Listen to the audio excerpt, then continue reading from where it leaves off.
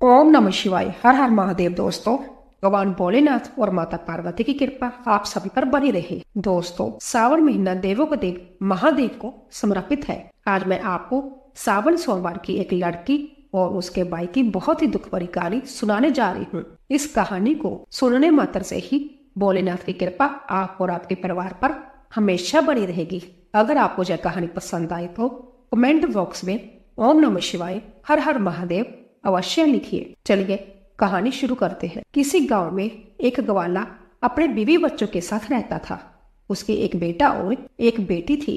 वह ग्वाला था तो उसके पास बहुत सारी गाय और बछड़े थे। वह गायों को चराने जाता था और गायों का दूध, दही, घी बेचकर ही अपने परिवार का पालन पोषण करता था। जितना भी वह कमाता था उसकी पत्नी उतने में संतुष्ट थी और अपने बच्चों को पाल रही थी। एक दिन उसकी पत्नी बहुत बीमार हो गई और उसकी मृत्यु हो गई। अब ग्वाले के ऊपर ही अपने दोनों बच्चों की जिम्मेदारी आ गई।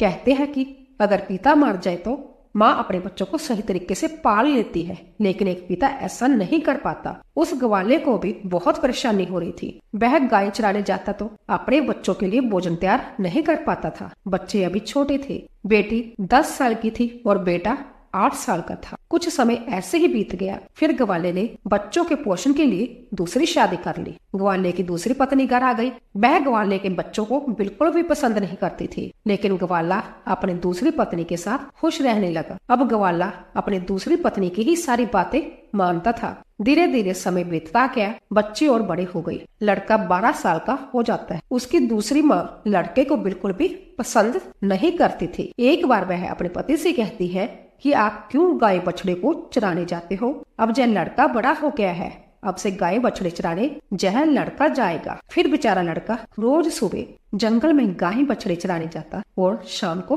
वापिस आता। इधर लड़की भी बड़ी हो गई थी। वह घर का सारा काम काज करती और खाना बनाती, अपने भाई को अपने हाथों से खाना खिलाती। वह लड़की भगवान शिव की बहुत बड़ी भक्त थी। वह भगवान शिव का रोज पूजा पाठ करती थी। वह दोनों भाई बहन एक दूसरे को बहुत प्यार करते थे और दोनों आपस में बातें करते कि पता नहीं हमारे पिताजी को क्या हो गया, वो हम पर बिल्कुल भी ध्यान नहीं देते हैं। जब से हमारी माँ की मृत्यु हुई है हमारे कितने कष्ट भरे दिन आ गए हैं। तब बहन अपने भाई को समझाती है कि तुम बिल्कुल भी चिंता मत करो, तुम्हारी बड़ी बहन है ना तुम्हारे साथ। यह कहकर वह अपने भाई को संतावना देती थे। फिर भाई कहता, दीदी मुझे माँ की बहुत याद आ रही है। अगर आज हमारी माँ होती तो हमें कितने प्यार से खाना खिलाती। दोनों भाई बहन अपनी माँ को याद करके रोने लगे। ऐसे ही दिन बीतते गए। एक दिन लड़का गाय चराने जंगल में गया। जंगल में लड़के को एक शेर मिल गया तो लड़का दौड़कर एक पेड़ पर चढ़ गया। शेर से कहा, शेर भाई तुम मुझे क्यों खाना चाहते हो? तब शेर ने कहा, भाई मैं बहुत भूखा हूँ, अगर तुम चाहते हो कि मैं तुम्हें ना खाऊं तो तुम मुझे एक गाय या बछड़ा दे दो जिसे खाकर मैं अपनी भूख मिटा सकूं। लड़के ने कहा, भाई मैं अपनी बहन का इकलौता सहारा हूँ, मेरी बहन तो रो रो कर मर जाएगी। मेरे पिता और सौतेली माँ है जो हम दोनों पर बहुत अत्याचार करते हैं। मैं अपनी बहन की उम्मीद नहीं टूटने दे सकता। अगर फिर भी तुम्हें मुझे खाना है या गाय और बछड़े को खाना है तो मैं नहीं दे सकता, क्योंकि इसके लिए मुझे अपने माता पिता से पूछना होगा। तब शेर ने कहा, ठीक है, कल तुम अपने माता पिता से पूछ कर आना। फिर लड़का शाम को अपने घर गया और अपने पिता से कहा, पिताजी आज मुझे जंगल में शेर मिला था।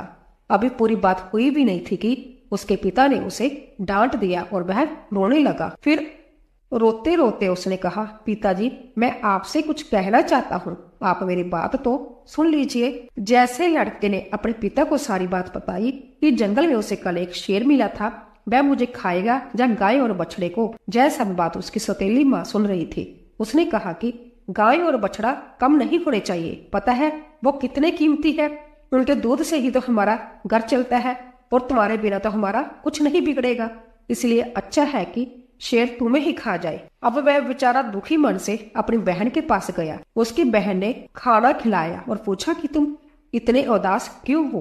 तब लड़के ने सारी बात अपनी बहन को बता दी। तब उसकी बहन उसे समझाने लगी कि तुम तो मेरी जिंदगी का आधार हो, भाई तुम्हारे बिना तो मैं जीने की सोच भी नहीं सकती। अगर तुम्हें कुछ हो गया तो मैं भी जिंदा नहीं रहूंगी, इसलिए तुम कल जब जंगल को जाना और शेर आए तो उसे एक बछड़ा खाने को दे देना। अगर गाय जिंदा रहेगी तो बछड़ा तो और आ जाएगा। और उसके पिता ने कहा था कि अगर शेर तुझे खा जाएगा तो पुत्र तो और भी हो जाएगा। जय सारी बातें बहन ने सुन ली थी तो बाई ने कहा ठीक है बहन। दूसरे दिन लड़का जंगल में गया तो शेर उसका इंतजार करता मिला। शेर ने कहा कहो तुम अपने माता पिता से क्या आज्ञा लेकर आए हो, जा मैं तुम्हें खाऊं। तब लड़के ने सारी बात शेर को बताई और कहा मेरी बहन ने कहा है कि तुम एक बछड़े को खा लो। फिर शेर बछड़े को लेकर अपनी गुफा की तरफ चल पड़ा और लड़का खुशी खुशी अपनी गाय चराने लगा और शाम को अपने घर आ गया। उसके माता पिता गाय और बछड़े की गिनती करने लगे तो एक बछड़ा कम था। वह समझ गए कि वह बछड़ा लड़का शेर को दे आया। इस बात पर वह दोनों बहुत गुस्सा हो गए और उसे मारने लगे। उसके पिता ने उसे डंडे से इतना मारा कि वह बेहोश होकर गिर पड़ा। उसकी बहन ये सब देख रही थी और उसको बहुत गुस्सा आ रहा था, लेकिन वो कर भी क्या सकती थी। जब उसके माता पिता चले गए तब बहन अपनी बाई को उठाकर कमरे में ले गई और उस पर पानी के छींटे मारने लगी। जब वह होश में आ गया तो उसे पानी पिलाया, खाना खिलाया और दोनों भाई बहन बहुत देर तक रोते रहे। फिर बहन ने कहा बाई अब तुम्हारा जहाँ रहना खतरे से खाली नहीं है। मेरे पास माँ की एक निशानी जय अंगूठी है, तुम जय अंगूठी पहन लो और यह घर छोड़कर चले जाओ।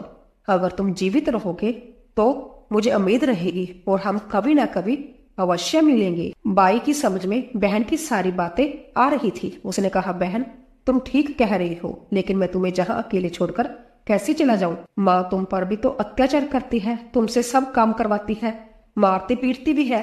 तब बहन ने कहा भाई अगर तुम ठीक रहोगे तो मैं सब सहन कर लूंगी, लेकिन तुम जहाँ से चले जाओ। भाई अपनी बहन की बात मान लेता है और एक धागा उठाता है और अपनी बहन की कलाई में बांध देता है। भाई अपनी बहन से बोलता है यह मेरी निशानी है, जब भी हम मिलेंगे तो यह देखकर एक दूसरे को पहचान लेंगे, तुम यह धागा टूटने मत देना। बहन ने कहा ठीक है।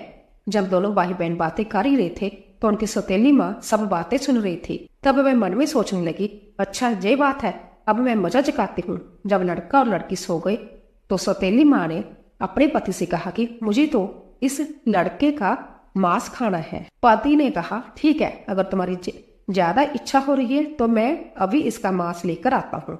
बाप इतना निर्दयी, इतना कठोर हृदय का हो गया कि उसने अपनी बेटी को उठाया और वहां से ले गया और कुल्हाड़ी से उनके छोटे छोटे टुकड़े कर दिए। फिर टुकड़े लेकर अपनी पत्नी के पास आया और बोला जे लो खा लो। तब उसकी पत्नी ने उन टुकड़ों की सब्जी बनाई और चावल बनाया। फिर उसने एक थाली में अपने लिए और एक पति के लिए लगाई। तभी उसके मन में विचार आया कि भाई बहन का बहुत गहरा प्यार है तो बहन को उसके भाई का मांस जरूर खिलाना चाहिए। तो उसने बहन को बुलाया और एक थाली में उसके लिए भी सब्जी लगाई और कहा खा लो। तब बहन सोचने लगी कि इतने प्यार से तो माँ ने कभी खाना नहीं दिया, जरूर कोई बात है। जब वह खाना खाने लगी तो बहन ने देखा कि थाली में वही उंगली आ गई है जिसमें वह अंगूठी थी। बहन तुरंत समझ गई क्योंकि वह सुबह से अपने भाई को खोज रही थी, लेकिन वह उसे कहीं दिखाई नहीं दे रहा था। उसका शक यकीन में बदल गया। अब वह रोती जा रही थी। तभी उसे बड़े बुजुर्गों की बात याद आई कि किसी इंसान की मुक्ति तब तक नहीं होती जब तक कि उसकी अस्थियां नदी में विसर्जित नहीं होती। उसने सोचा मेरे भाई की भी तो मुक्ति कभी नहीं होगी, जैन लोग तो उसे मारकर खा गए हैं। तभी उसने वह उंगली उठाई और चलते चलते वह नदी के किनारे पहुंच गई। वह उंगली को अपने हाथों में लेकर जोर जोर से रोने लगी। वह भगवान शिव को याद कर रही थी क्योंकि वह लड़की बहुत धार्मिक थी। वह रोज भगवान शिव की पूजा पाठ किया करती थी, सोमवार का व्रत रखती थी और हमेशा भगवान से यही प्रार्थना करती थी कि हे भगवान मेरे भाई की रक्षा करना। उस दिन भी वह रोते रोते कह रही थी कि हे भगवान मेरा एक भाई था, उसे भी आपने ले लिया। भगवान मेरा इस संसार में कोई नहीं है, माँ को तो पहले ही छीन लिया था, अब मैं किसके लिए जीवित रहूंगी, मैं अब अकेले कैसे रहूंगी, अब मैं भी इस नदी में कूदकर अपनी जान दे दूंगी। फिर उसने वह उंगली उसे नदी में डाली और भगवान से प्रार्थना करने लगी कि हे भगवान मेरे भाई को मुक्ति देना, वह जहाँ कहीं भी है उसकी आत्मा को शांति मिले। जैसे ही वो नदी में कूदने वाली होती है तो उसने देखा कि जो उंगली उसने नदी में डाली है वह तोता बनकर उड़ गई और नदी के पास एक पेड़ था, वह उस पर जाकर बैठ गया। फिर तोते ने कहा बहन तू क्यों दुखी होती है, मैं तेरा भाई हूँ। बहन तुमने जब बहुत अच्छा किया जो तुमने जय उंगली नदी में डाल दी, इससे मेरी मुक्ति हो गई और मुझे तोते का जन्म मिल गया। बहन तुम चिंता मत करो, मैं तोता बनकर भी तुम्हारी हर तरह से मदद करूंगा। हम दोनों आपस में बहुत सारी बातें किया करेंगे।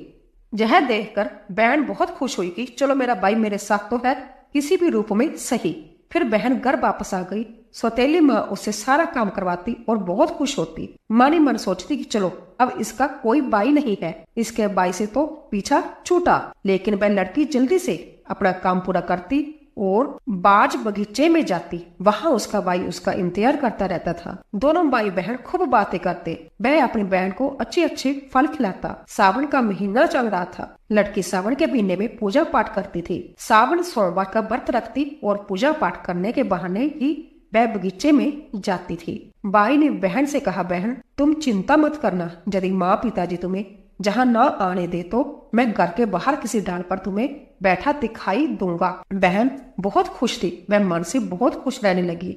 रक्षाबंधन का त्योहार आने वाला था तो भाई ने सोचा मुझे अपनी बहन के लिए कुछ करना चाहिए। वह जहाँ निर्दयी लोगों के साथ रहती है, जो उन्होंने मेरे साथ किया कहीं मेरी बहन के साथ न कर दे।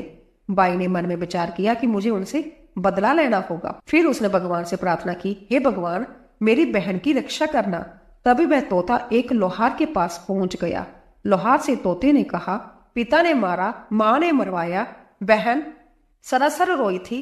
मैं हरिल तोता बन उड़ आया। फिर वह लोहार कहने लगा, तुम क्या कह रहे हो? मेरी तो कुछ भी समझ में नहीं आ रहा। फिर उसने वही दोहराया, पिता ने मारा, माँ ने मरवाया। बहन सरासर रोई थी। मैं तोता बन उड़ आया। तोते को बोलता हुआ देखकर उसकी बातें सुनने का मन हुआ। मैं कहने लगा, तोते तुम मुझे खुलकर बताओ, तुम क्या कहना चाहते हो? तब तोते ने सारी बात लोहार को बताई। लोहार तोते की बात सुनकर कहता है, तुम्हारी कहानी तो बहुत ही दुख भरी है।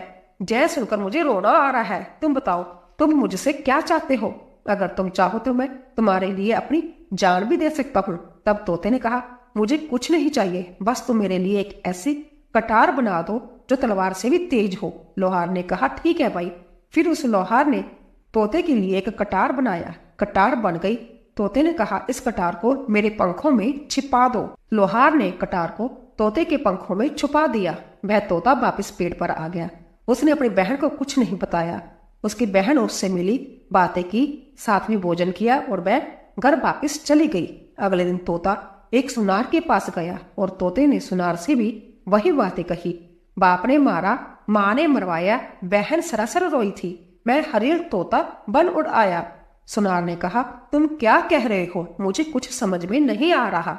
वह फिर से वही कहने लगा।